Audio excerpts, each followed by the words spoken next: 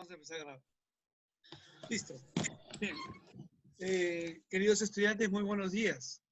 Hoy día tenemos un proyecto interesante. Como ustedes ven en la pantalla, está la profesora Nancy Esteban de Religión y está la profesora Ana Huachaca del curso también de Historia, de Ciencias Sociales, pero ella maneja también el curso de Desarrollo Personal, Ciudadanía y Cívica.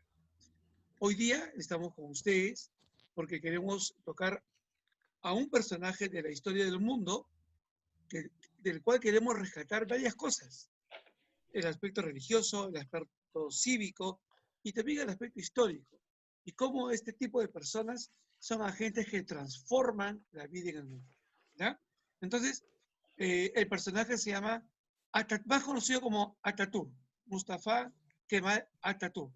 Es el líder o el presidente, el primer presidente del país de Turquía desde su independencia.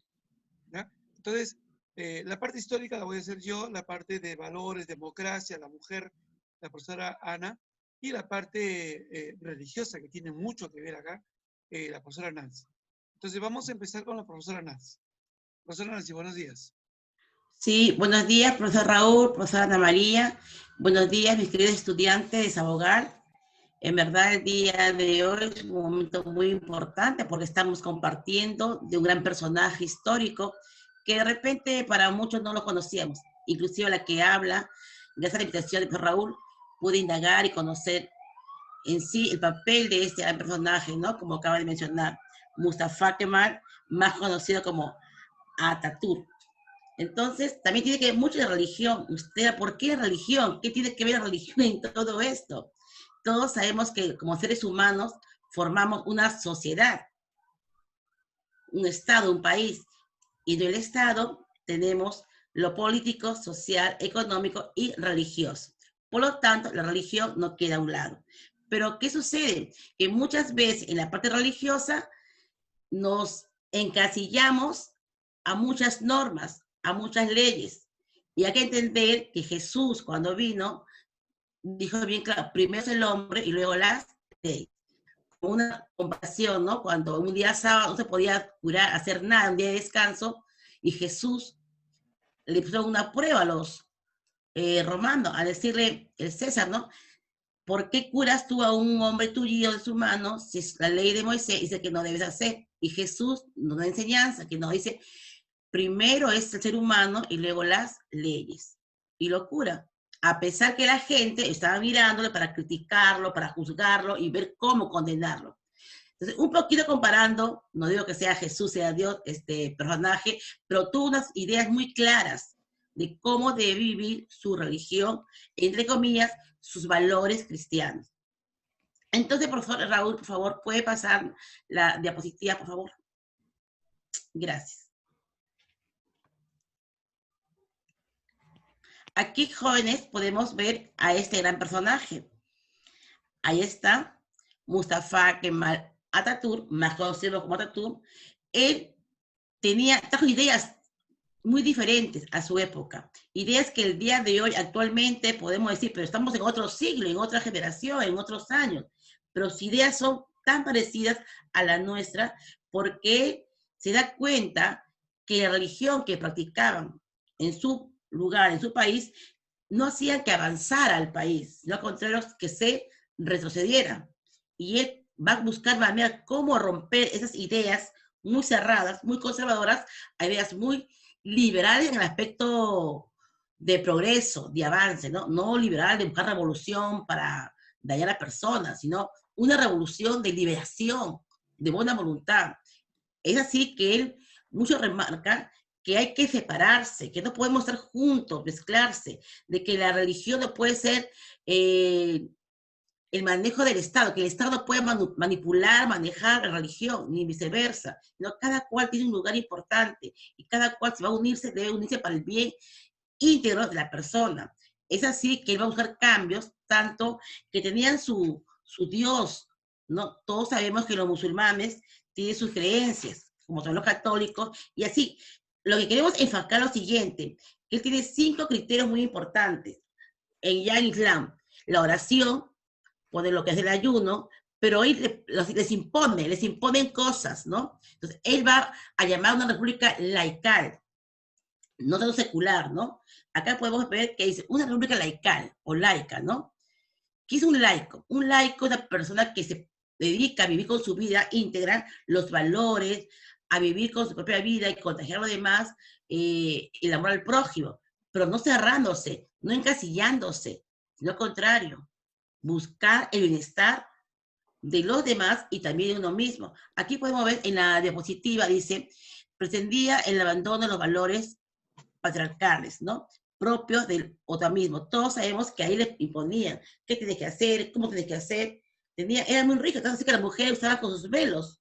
Y él va a permitir, va a lograr que los velos ya los usen las mujeres, que las mujeres podían opinar y hablar igual que los varones, que los días domingo, que era para ellos un día especial, pasaban los días viernes. Hizo cambios positivos y permitió también, aunque no crean, que el país avanzara, que el país progresara, que las mujeres que trabajaban de repente un trabajo fuera de casa podían haber trabajado ellas. Quiere abrir una religión abierta, no imponía, no decía, más creen esto, no, sino su sentido laical era abierto al mundo para buscar cambios, progresos, porque todo es lo que Dios nos ha creado para ser felices, para hacer cambios positivos y no vivir bajo opresor de nadie, ni de un Estado, ni de un gobierno, sino vivir nuestra libertad sin dañar al otro ni a la otra persona. Entonces aquí mucho toma el énfasis el Estado laical. Aquí no importa si eres católico, si eres ateo, si eres mormón, si eres evangelista, en fin. Lo que buscamos es unirnos y trabajar por los principios éticos sociales, y trabajar por un avance de uno mismo, de sus valores. Aquí también vemos qué importante cuando él manifiesta, ¿no? Él habla de, no se encajía nada más de un factor religioso, de oraciones, o nada más de hacer y al leer en aquel entonces, él tenía su libro, ¿no? El Corán, ¿no? Sino más allá, él va a romper esquemas, vivir con su vida acerca a la problemática que estaban viviendo. Y se ve, ¿no? Que ese personaje, ese presidente de Turquía y cómo ha hecho que haya cambiado. Y el día de hoy en su país recibe una gran admiración. ¿Por qué? Porque es un ser integral, que vivió y practicó en todos aspectos. Y como religión, vuelvo a repetir, el día de hoy también nosotros tenemos a muchas personas de la Iglesia Católica que también reconocen y también nos invitan a poder romper esquemas sin salirnos de una línea, ¿no? De valores cristianos, sin tampoco ser muy rutinario, no ser una iglesia conservadora, una iglesia liberadora, en opción a los pobres, a los más débiles, porque Dios no está tanto en la Biblia, son palabras, son escrituras, pero Jesús nos invita que estamos en el ser humano, en el prójimo. Y el día de hoy, que estamos en un tiempo de pandemia, de crisis, a pesar de eso, vemos que todavía nos falta romper esos esquemas como lo hizo este gran personaje, ¿no? Que el día de hoy estamos y vamos a ir aprendiendo, como Raúl, la profesora Ana nos van explicando cada aspecto y vamos a entender capaz un poquito más lo que yo me estoy refiriendo. Yo estoy hablando en aspecto religioso y posteriormente el profesor Raúl, la profesora Ana le van a explicar que este fue un hombre que tampoco tuvo toda la mano, también fue un hombre huérfano, que su madre, como sea, fue criando y se crió en el colegio militar, a pesar que el colegio militar él tuvo sus valores bien encajados. Y es así que en el aspecto religioso él se da cuenta y dice, ¿por qué vivir en una fe que en vez de avanzar no retrocede? Tanto así que él va, cuando asume un cargo, va a cerrar los colegios religiosos, porque se da cuenta que no ayuda a crecer como persona, al contrario, va adormeciendo. Y eso va entendiendo. Y el día de hoy también se reconoce. Y nosotros los católicos también reconocemos que hay muchas cosas que debemos cambiar. El Papa, por ejemplo, Francisco, el día de hoy nos habla mucho en su encíclica la Laudato, que es importante trabajar en forma integral. Ya basta de vivir en un país de opresión, en un país que nos tengan de hagan esto, sino hay que entender y comprender a un compromiso de cambio. que la fe no nos puede cerrarnos, la religión no nos puede estancarnos, al contrario, la religión nos debe servirnos para progresar, para el avance positivo en la felicidad de la ciudadanía, en felicidad de uno mismo.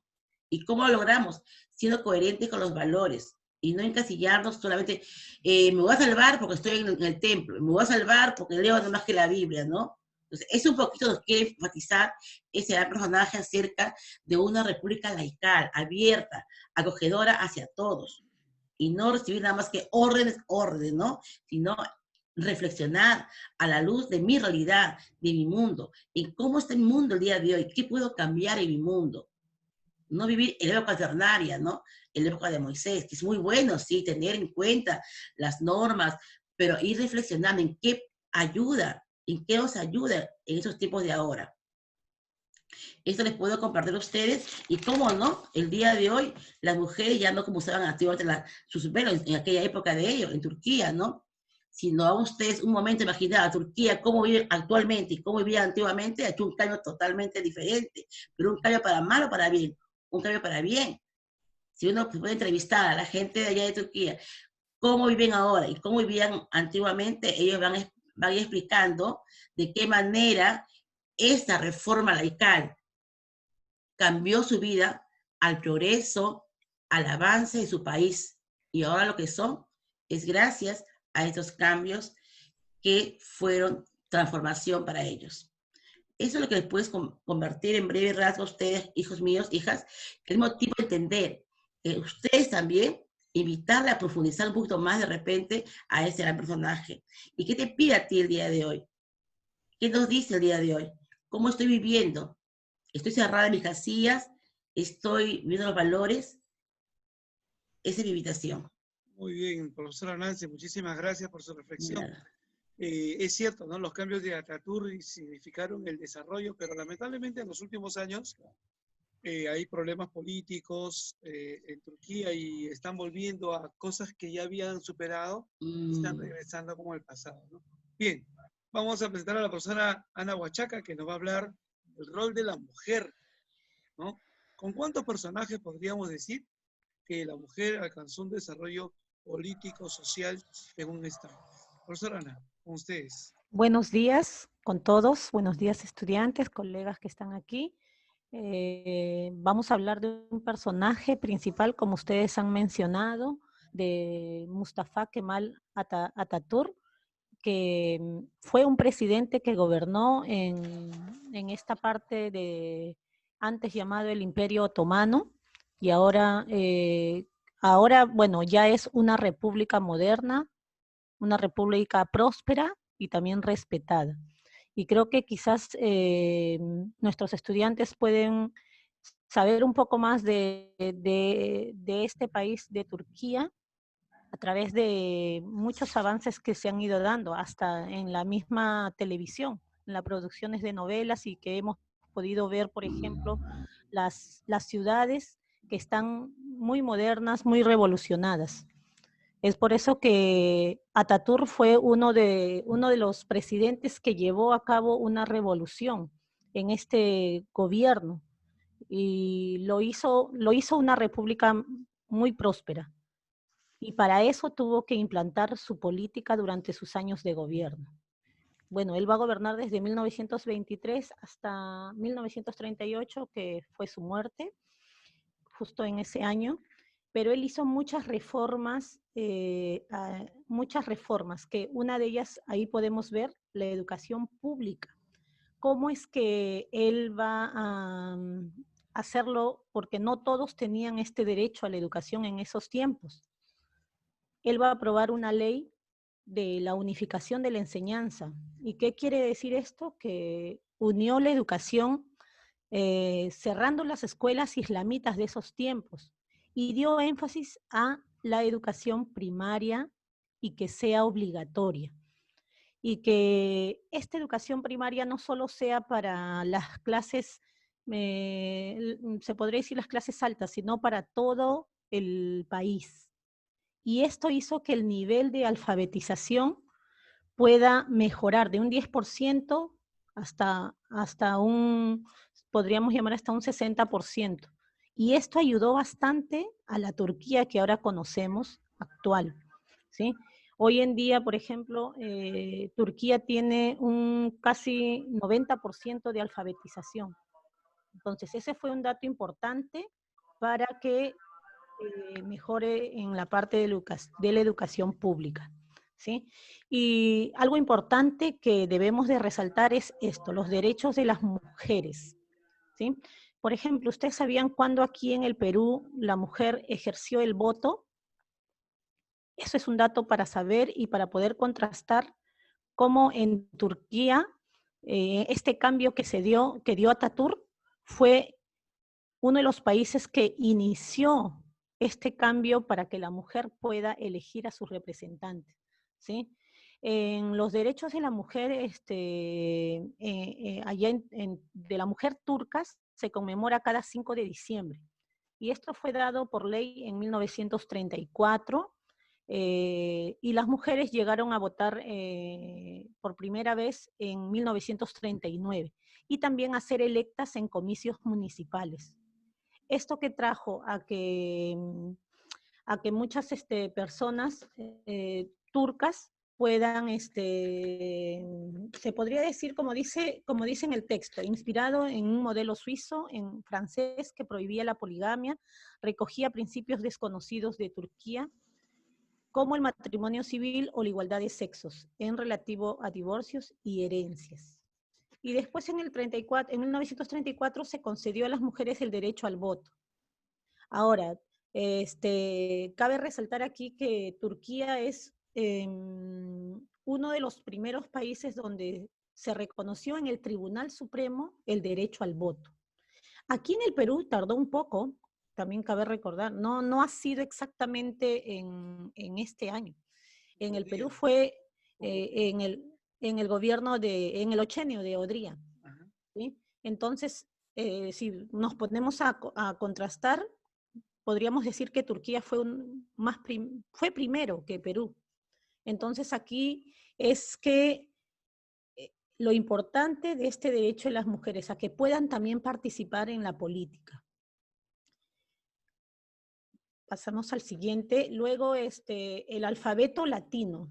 Esto sí fue muy trascendental e importante porque ellos antes tenían un alfabeto árabe, que era muy complicado. Había muy pocas personas las que dominaban este alfabeto porque había mucha pobreza también en este país antes.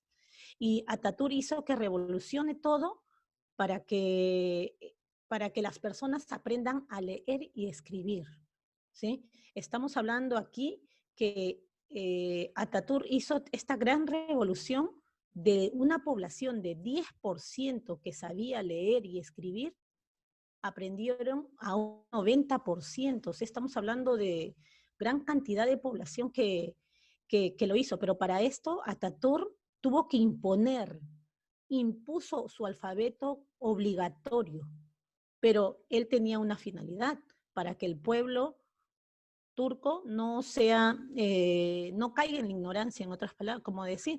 Y para esto promovió conciencia de los turcos contra la identidad musulmana. Y luego él también cortó la conexión entre Turquía con la cultura árabe también, eso cabe resaltar. Y también, antes de solo como dato importante del alfabeto latino, es que él obligó a los estudiantes, a los mayores de 16 años y hasta 40 años que se matriculasen a aprender a leer y escribir, ¿sí? Y en la ciudad de Estambul, 2 millones de personas aprendieron a leer y escribir, y que fue un gran avance. Y para terminar, en la economía de mercado, creo que esto también fue fundamental porque así como invirtió en la parte de la educación, se ganaron derechos también en la sociedad. De igual manera, la economía fue un modelo capitalista que tuvo que invertir. Y esto a través del Código del Comercio, copiado también de francés, que fue un modelo que ayudó bastante a que este país se incorpore en el Fondo Monetario Internacional y al Banco Mundial. y pueda realizar así préstamos. Y hoy en día vemos a Turquía como una ciudad muy embellecida, a propósito. Y también hay una buena economía, más capitalista, y podemos ver ahora estos resultados de este personaje, de este presidente que quizás sale del anonimato y que ahora lo conocemos como Mustafa Kemal Atatürk. Bueno, hasta aquí es el aporte y vamos a seguir ahora con el profesor Raúl Dueñas. Muy bien, gracias, profesora Ana. Bien, acotar a todas estas cosas que esos cambios importantes son políticas de Estado que muchos gobernantes no se atreven a tomar. Tienen miedo a estos cambios. Por eso que hay una continuidad, la pobreza continúa, no se atreven a tomar el toro por las astas para poder generar los cambios que las sociedades necesitan, como en el Perú, ¿no? Hay un temor, hay un conflicto interno entre Congreso, Poder Ejecutivo, y eso no ayuda al desarrollo, en realidad. Bien, bueno, voy a... a mí. Estamos hablando de Turquía, pero ¿dónde queda Turquía? ¿Dónde está Turquía? Aquí está Europa. Todos estos países que están de colores acá, esta es Europa.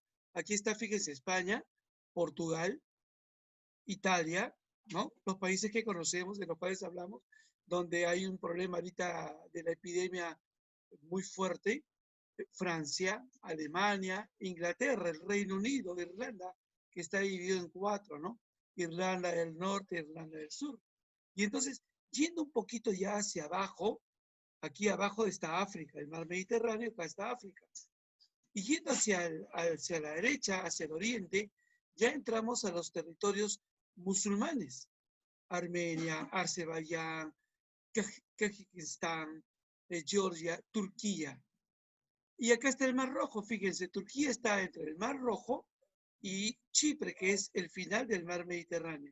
Entonces, esta es la zona de la cual estamos hablando.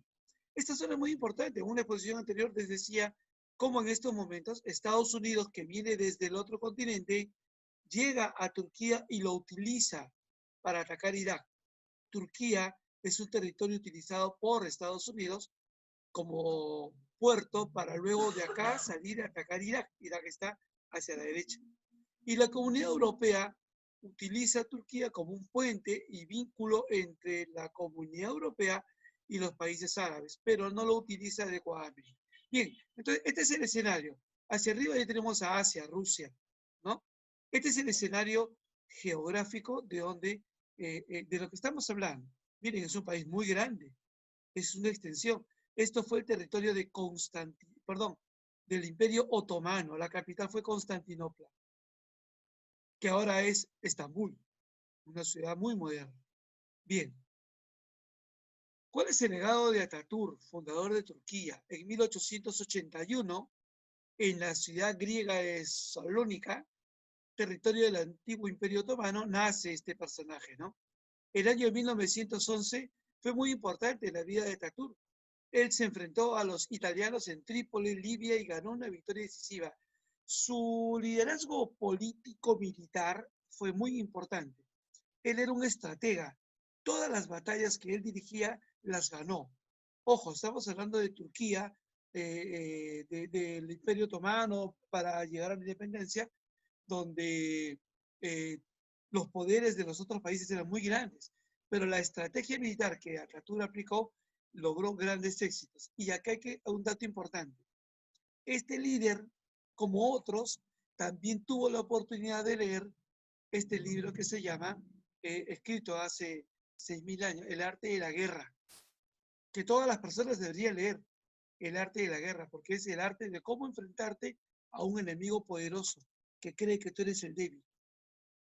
Y eso en lo personal también se aplica. Muchos líderes mundiales han reconocido que este libro ha sido una fuente, igual que El Príncipe, ¿no? El Príncipe de Maquiavelo. Entonces, en 1914 se inicia la Primera Guerra Mundial. Las alianzas, ¿no?, desplegaron sus soldados en la península de Galípoli y también inició la batalla de Galípoli.